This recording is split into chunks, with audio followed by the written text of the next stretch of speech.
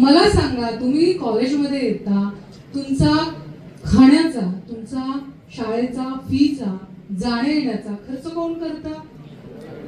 आई वडील करतात. तुम्ही कमवताय का?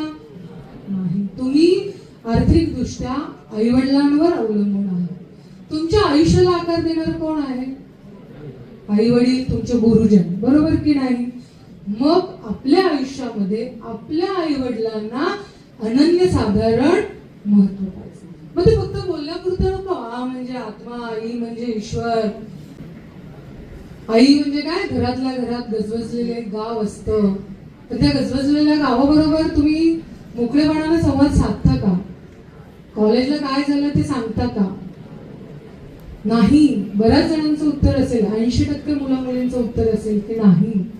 पण हे कुठेतरी बदललं पाहिजे. मग ते नुसतं म्हणण्यासाठी आहे का की आई सारखे देवते साऱ्या जगतावर नाही, स्वामी तिने जगाचा आई विना विकारी.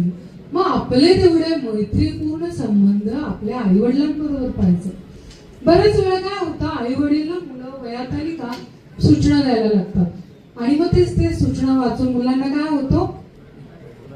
त्रास होतो, त्राग होतो. काय सारखं सारखं तेच सांगतात. मग तुम्ही सांगा ना घरच्यांना की आई बाबा, मला एकदा सांगितलेलं समजलंय, मी परत ती गोष्ट करणार नाही, असा विश्वास तुम्ही त्यांना द्या. तुम्ही कॉलेजला येता, तुमच्या मागे तुमचे आई वडील येतात का पाहायला?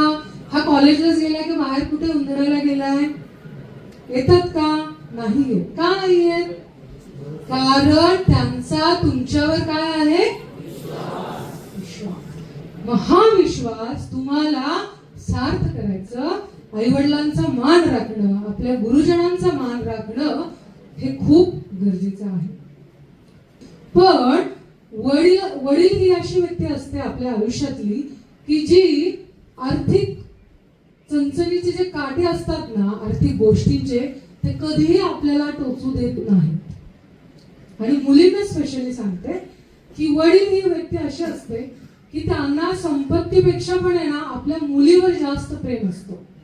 त्यांचा जो आव असतो ना, ती त्यांची मुलगी असते.